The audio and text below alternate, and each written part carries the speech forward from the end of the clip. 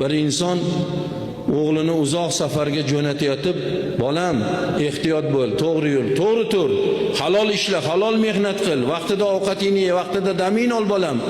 Bolam, siningni ehtiyot qil. Siningga ko'z quloq bo'l, ko'zni siningga ehtiyot qil, siningni ehtiyot qil. Bola o'yladi, men uzoq safarda bo'lsam, sinim uyda qolayotgan bo'lsa, men qanaqa qilib safarda yurib, uydagi sinimni ehtiyot qilaman? Mayli, xo'p, dada deb ketdi. Uzoq safarga bordi. Borgan joyda bir chiroyli qizni yaxshi ko'rib qoldi. Ketidan ilakishib, ergashib yuradigan bo'ldi. Bir kun bir payt bo'lib qoldi, xoli joyda boyagi qizi borib bir quchoqladi-yu, o'pib qochdi. Shu ishni qilib afsus qildi. Bekor qildim dedim. Shuni nima ham qildim? Shundan nima mazza ham topdim? Bekorga qildim deb qilmasam bo'lar ekan deb vijdoni ezilib yurdi. Safar tugadi, uyiga kelib shunday eshigidan kiruvdi. Dadasi hovlida turgan ekan, ko'zi tush bilan, "Ey badbaxt" dedi. "Men senga aytgandim-ku siningni ehtiyot qilgin deb.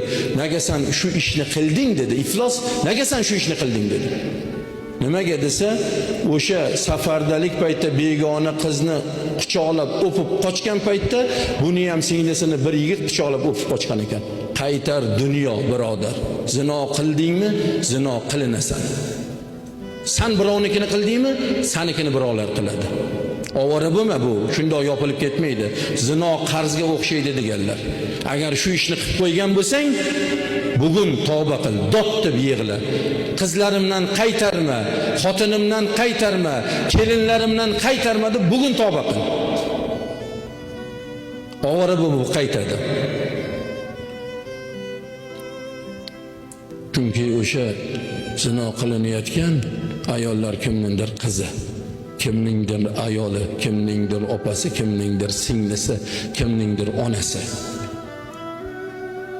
O'ylama, hech kim bilmay qoldi deb, hech kim ko'rmay qoldi deb xomtama bo'lma.